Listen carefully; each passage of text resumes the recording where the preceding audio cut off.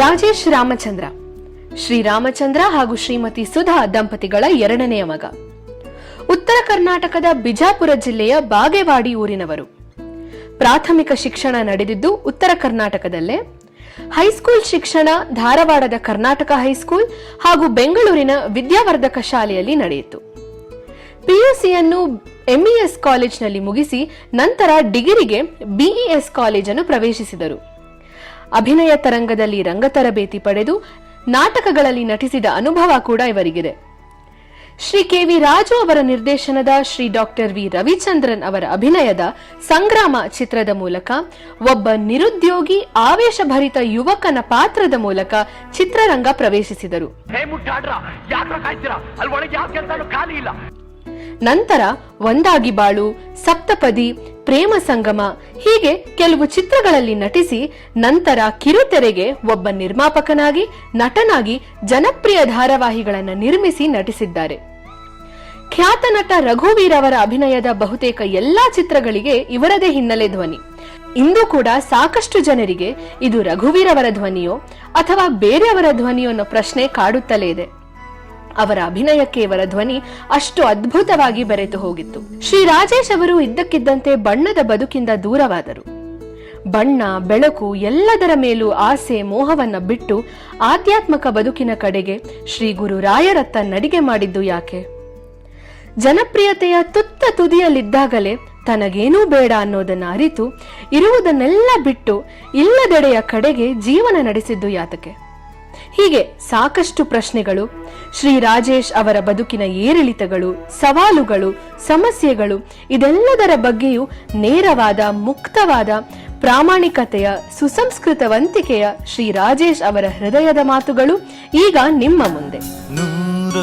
ನೂರೊಂದು ನೆನಪು. ನಿಮ್ಮೆಲ್ಲರಿಗೂ ನಿಮ್ಮ ರಘುರಾಮ್ ಮಾಡುವ ಪ್ರೀತಿಯ ನಮಸ್ಕಾರಗಳು. ಈ 101 ನೆನಪು ಹೊಸ ಸರಣಿಗೆ ಸ್ವಾಗತ, ಸುಸ್ವಾಗತ.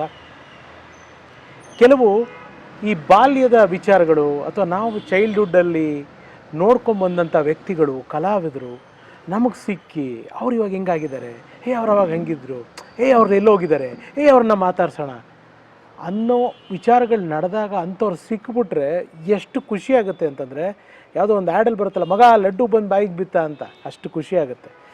ಈಗ ನಾನು ಯಾವ ಅತಿಥಿ ಬಗ್ಗೆ ಹೇಳ್ತಾ ಇದ್ದೀನಿ ಅನ್ನೋದು ನಿಮಗೆ ಗೊತ್ತಾಗಿದೆ. ಮುಖ್ಯವಾಗಿ ನಾನಿಲ್ಲಿ ಥ್ಯಾಂಕ್ಸ್ ಹೇಳಬೇಕಾಗಿರೋದು ನಮ್ಮ ಗುರುದತ್ ಸರ್ಗೆ, ನಮ್ಮ ಮೈನಮ್ಮ ಅವ್ರ ಮಗ ನಮ್ಮ ಗುರುದತ್ ಸರ್ಗೆ. ಯಾಕೆ ಅಂತಂದರೆ ಅವರ ಸರಣಿ ಮಾಡಿದಾಗ ರಾಜೇಶ್ ಸರ್, ಇವಾಗ ನನ್ನ ಮಗಳ ವಾಯ್ಸ್ ಓವರಲ್ಲಿ ನಿಮಗೆ ಗೊತ್ತಾಗಿದೆ ಅತಿಥಿ ಯಾರು ಅಂತ.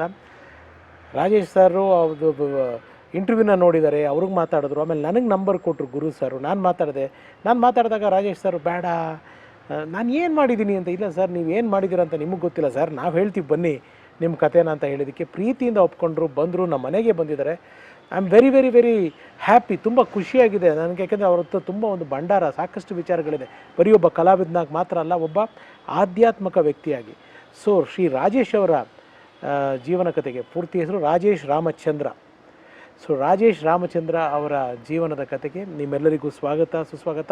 ನಿಮಗೆಲ್ಲ ಚೆನ್ನಾಗಿ ಗೊತ್ತು, ಈ ಕಾರ್ಯಕ್ರಮ ಮಾಡಬೇಕಾದ್ರೆ ನಿಮ್ಮ ರಘುರಾಮ್ ಮುಖಕ್ಕೆ ಬಣ್ಣ ಹಚ್ಚಲ್ಲ, ಬಣ್ಣದ ಮಾತಾಡಲ್ಲ. ಆದರೆ ಬಣ್ಣದ ಲೋಕದ ಅಪರೂಪದ ವ್ಯಕ್ತಿಗಳನ್ನ, ಸತ್ಯಗಳನ್ನ, ಸಾಧಕರನ್ನ, ಈ ರೀತಿ ಕಿರುತೆರೆ ಹಾಗೂ ಚಿತ್ರರಂಗ ಕಟ್ಟಲು ಕಾರಣಕರ್ತರಾದಂಥ ದಿಗ್ಗಜರನ್ನ ಹೋಗಿ ಹುಡುಕಿ ಹೆಕ್ಕಿ ಅವರ ಜೀವನದ ಕಥೆನ ನಿಮ್ಮ ಮುಂದೆ ದಾಖಲಿಸೋದು ಬರಲ್ಲ ಅಂತ ಹೇಳ್ತಾ, ಇನ್ನೊಂದು ಮುಖ್ಯವಾದ ವಿಚಾರ, ರಘುವೀರ್ ಅವರ ಚಿತ್ರನ ನೀವು ನೋಡಿದ್ದೀರಾ, ಶಿಲೆ ಹೊಡೆದಿದ್ದೀರಾ, ಚಪ್ಪಾಳೆ ಹೊಡೆದಿದ್ದೀರಾ. ಅವ್ರದ್ದು ಶರೀರ ಆದರೆ ಅವರ ಎಲ್ಲ ಚಿತ್ರಗಳಿಗೂ, ಮೌನ ಸಂಗ್ರಾಮ ಒಂದು ಬಿಟ್ಟು ಮಿಕ್ಕ ಎಲ್ಲ ಚಿತ್ರಗಳಿಗೂ ಶಾರೀರನೇ ನಮ್ಮ ರಾಜೇಶ್ ಸರ್. ಹಾಗಿದ್ರೆ ನಿಮ್ಮೆಲ್ಲರಿಗೂ ಈ ಒಂದು ಸರಣಿಗೆ ಸ್ವಾಗತ, ಸುಸ್ವಾಗತ. ನೂರೊಂದು ನೆನಪು. ಸ್ನೇಹಿತರೆ, ನನ್ನ ಜೊತೆಗಿದ್ದಾರೆ ನಮ್ಮ ರಾಜೇಶ್ ಸರ್. ಸರ್ ನಮಸ್ಕಾರ ರಘುರಾಮ್ ಅವ್ರಿಗೆ. ಬಹಳ ಸಂತೋಷ ನಿಮ್ಮ ಜೊತೆ ಕೂತ್ಕೊಂಡು ಈ ಸಂದರ್ಶನ ನೀವು ಮಾಡ್ತಿದ್ದೀರಿ. It's a privilege. My honour sir. ಯಾಕೆಂದರೆ ನಾನು ಈ ಒಂದು ಫೀಲ್ಡಿಂದ 24 ವರ್ಷದ ಹಿಂದೆ ಒಂದು ರೀತಿ ಎಕ್ಸಿಟ್ ತಗೊಂಡೆ. ಅಂದರೆ I quit this film industry and television industry. ಮತ್ತು ಈಗ ರೀಕನೆಕ್ಟ್ ಆಗ್ತಿರೋದು ಭಾಳ ಸಂತೋಷದ ವಿಷಯ. ಗುರು ಅವ್ರಿಗೂ ಕೂಡ ಬಹಳ ಧನ್ಯವಾದಗಳು. ಯಾಕೆಂದರೆ ನಿಮ್ಮ ಎಪಿಸೋಡ್ಗಳನ್ನು, ನಿಮ್ಮ ಚಾನಲ್ನ ನಾನು ಭಾಳಷ್ಟು ಫಾಲೋ ಮಾಡಿದ್ದೀನಿ, ತುಂಬ ನೋಡಿದ್ದೀನಿ.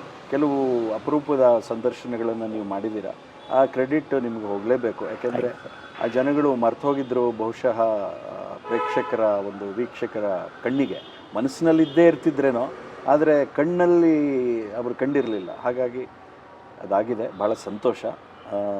ನಾನು ಮತ್ತೆ ಮತ್ತೆ ಮತ್ತೆ ಧನ್ಯವಾದ ಹೇಳಬೇಕು. ಯಾಕೆಂದರೆ ಇಷ್ಟು ವರ್ಷದ ನಂತರ ನನ್ನನ್ನು ಮತ್ತೆ ಈ ಮಾಧ್ಯಮದಲ್ಲಿ ನನ್ನನ್ನು ತೋರಿಸ್ತಾ ಇದ್ದೀರಿ.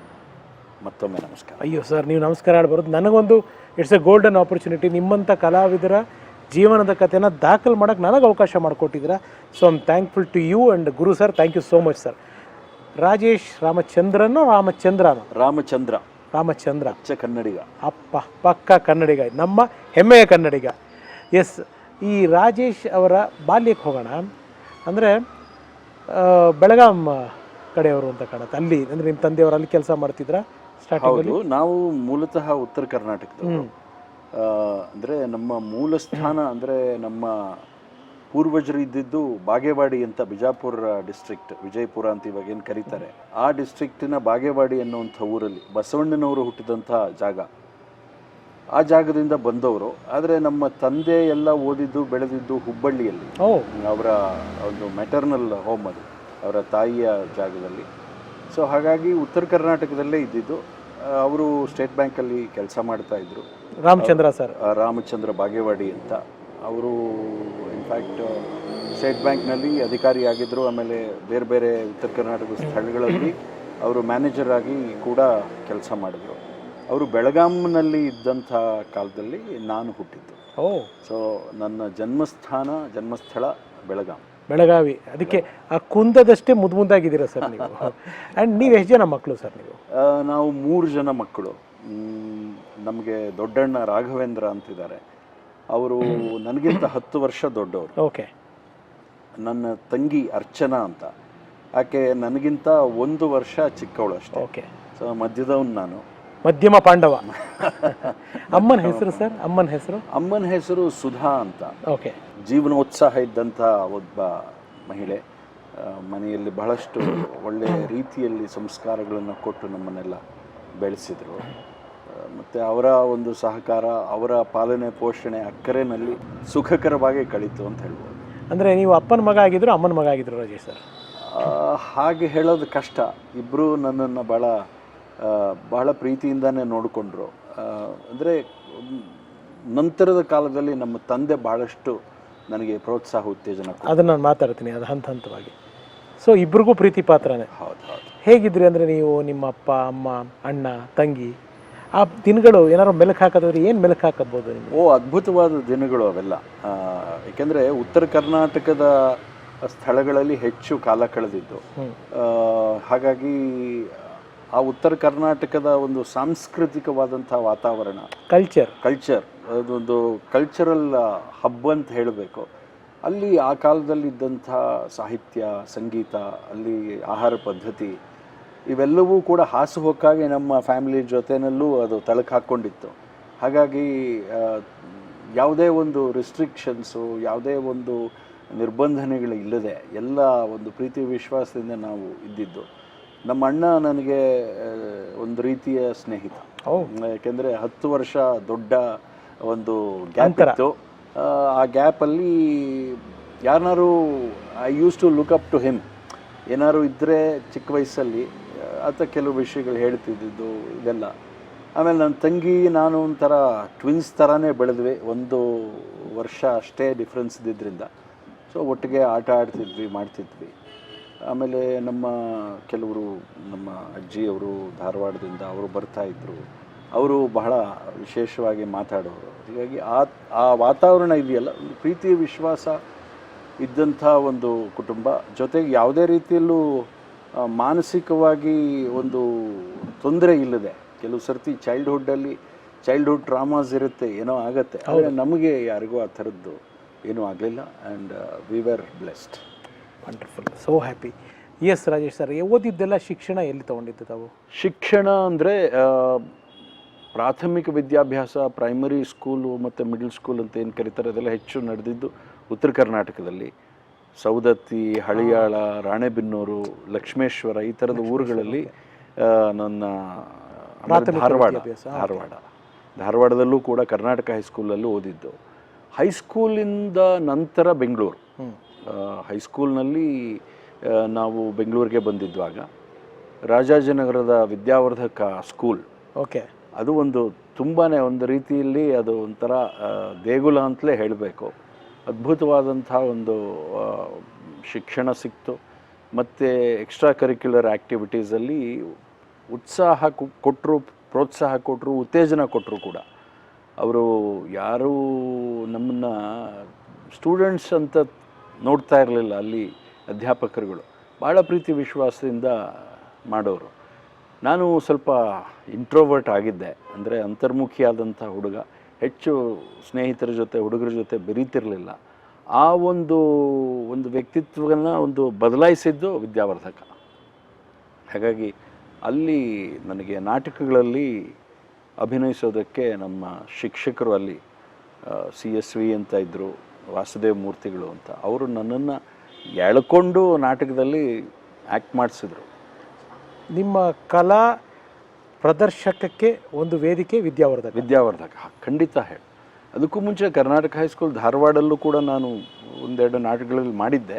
ಬಟ್ ಆ ಕಾನ್ಫಿಡೆನ್ಸ್, ಆ ಆತ್ಮವಿಶ್ವಾಸ ಬಂದಿರಲಿಲ್ಲ. ಇಲ್ಲಿ ಮಾತ್ರ ಅದಕ್ಕೆ ಪೂರ್ತಿ ಪ್ರೋತ್ಸಾಹ ಸಿಕ್ತು. ಅವರು ಆ ಥರದ ಪಾತ್ರಗಳನ್ನು ಕೊಟ್ಟರು. ಗದಾಯುದ್ಧದಲ್ಲಿ ಭೀಮನ ಪಾತ್ರ ಮಾಡಿದ್ರು. ಆ ಭೀಮನ ಪಾತ್ರಕ್ಕೆ ಬಹಳ ವಿಶೇಷವಾದಂಥ ಡೈಲಾಗ್ಸ್ ಎಲ್ಲ ಇತ್ತು. ಆ ಸಂಭಾಷಣೆಗಳು ಹೇಳುವಂಥದ್ದೇ ಒಂದು ರೀತಿಯಲ್ಲಿ ರೋಮಾಂಚನ. ಸೊ ಅದು ಬಹಳಷ್ಟು ಹುಡುಗರಲ್ಲಿ, ಬೇರೆ ಶಿಕ್ಷಕರಲ್ಲಿ ಬಹಳ ಮೆಚ್ಚುಗೆ ಗಳಿಸ್ತು. ಹಾಗಾಗಿ ಅದು ಶುರುವಾದದ್ದು. ಆಮೇಲೆ ಕೈಲಾಸಂ ಅವರ ನಾಟಕ ಪೋಲಿಕಿಟ್ಟಿ, ಅದರಲ್ಲೂ ನನಗೆ ಟೈಟಲ್ ರೋಲ್ ಪೋಲಿಕಿಟ್ಟಿಯನ್ನು ಕೊಟ್ಟು ನನ್ನ ಸ್ವಭಾವಕ್ಕೆ ವಿರುದ್ಧವಾದಂಥ ಒಂದು ಪಾತ್ರವನ್ನು ಮಾಡಿಸಿದ್ರು. ನಾನು ಅದನ್ನು ಹೇಳೋಣ ಅಂತಿದ್ದೆ. ಅದನ್ನು ಮಾಡಿಸಿದ್ರು. ಅದು ಕೂಡ ಬಹಳ ಚೆನ್ನಾಗಿ ಬಂತು. ಆಮೇಲೆ ಏಕಪಾತ್ರಾಭಿನಯ, ಈ ಥರದ್ದು ಮೋನೋ ಆ್ಯಕ್ಟಿಂಗು ಅದು ನಾನು ಮಾಡ್ತಾಯಿದ್ದೆ. ಬಬ್ರುವಾಹನ ರಾಜ್ಕುಮಾರ್ ಅವರ ಆ ಮೋನೋ ಆ್ಯಕ್ಟಿಂಗು ಅದು ಬಹಳಷ್ಟು ಜನಕ್ಕೆ ಇಷ್ಟ ಆಗ್ತಿದೆ. ನೆನಪಿದೆಯಾ ಏನಾದರೂ? ಖಂಡಿತ ನೆನಪಿದೆ. ಒಂದು ಮಾಡಬಹುದಾ? ಒಂದು ಸಣ್ಣದಾಗಿ ಮಾಡ್ಬೋದು, ಪ್ರಯತ್ನ ಮಾಡ್ಬೋದು. ಬಹಳ ವರ್ಷಗಳಾಗೋಯ್ತು. ಯಾಕೆಂದರೆ ನಿಮ್ಮ ಜೀವನದಲ್ಲಿ ರಾಜ್ಕುಮಾರ್ ಸರ್ ಅಣ್ಣವರು ತುಂಬ ದೊಡ್ಡ ಪ್ರಭಾವಳಿ. ಹೌದು, ನಿಜ, ಅದು ನಿಜ.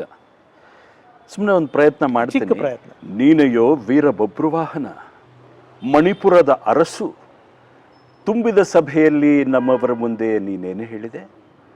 ನಿನ್ನ ಚಿಕ್ಕಪ್ಪ ಚಿಕ್ಕ ಅಪ್ಪನೇ ಹೊರತು ಇಲ್ಲಾರಿಗೂ ದೊಡ್ಡ ಅಪ್ಪನಲ್ಲವೆಂದು ಹೇಳಿ ಬಾಯಿಗೆ ಬಂದಂತೆ ಹರಟಿದ ನೀನು ಈಗ ಶರಣಾರ್ಥಿಯಾಗಿ ಬಂದಿರೋದನ್ನು ನೋಡಿದ್ರೆ ಪಾಪ ನಮಗೆ ಕನಿಕರವಾಗ್ತಾ ಇದೆ. ಪ್ರಾಣ ಭೀತಿಯಿಂದ ತಲೆ ತಗ್ಗಿಸಿದವರ ತಲೆ ಕಾಯುವುದೇ ಪಾಂಡವರ ಧರ್ಮ. ಕ್ಷಮಿಸಿದ್ದೇವೆ, ಹೇಳು ಮೇಲೆ. ಹೀಗೆ. Super, very nice, very nice. ತುಂಬ ಚೆನ್ನಾಗಿದೆ ಸರ್ ನಿಮ್ಮದು. ಆ ಮಾಡ್ಯುಲೇಷನ್ನು, ಆ ಲುಕ್ಕು, ಆ ಸ್ಟೈಲು ವಂಡರ್ಫುಲ್. ಆ್ಯಂಡ್ ಒಂದು ಪ್ರಶ್ನೆ, ಉತ್ತರ ಕರ್ನಾಟಕದಿಂದ ನಮ್ಮ ಬೆಂಗಳೂರಿಗೆ ಬಂದ್ರಿ. ಸೊ ನಿಮಗೆ ಆ ಪರಿಸರದಿಂದ ಈ ಪರಿಸರಕ್ಕೆ ಬಂದು ಇಲ್ಲಿನ ವಿದ್ಯಾರ್ಥಿಗಳು, ಇಲ್ಲಿನ ಪರಿಸರಕ್ಕೆ ಒಗ್ಗಿಕೊಳ್ಳೋದು ಕಷ್ಟ ಆಯಿತೋ ಆರಾಮಾಗಿತ್ತಾ? ಇಲ್ಲ, ಅದು ಏಕೆಂದರೆ ನಾನು ಚಿಕ್ಕ ವಯಸ್ಸಿಂದನೇ ಈ ಸಿನಿಮಾಗಳ ಪ್ರಭಾವಕ್ಕೆ ಒಳಗಾದವನು. ಅಂದರೆ ನಮಗೆ ಅವತ್ತು ಮನರಂಜನೆ ಅನ್ನೋದೇನು ಇರಲಿಲ್ಲ. ನಮ್ಮ ಎಲ್ಲ ಫ್ಯಾಮಿಲಿ ಮೆಂಬರ್ಸು ಒಟ್ಟಿಗೆ ಸಿನಿಮಾ ನೋಡ್ತಾ ಇದ್ವಿ. ಅದೇ ಹಬ್ಬ.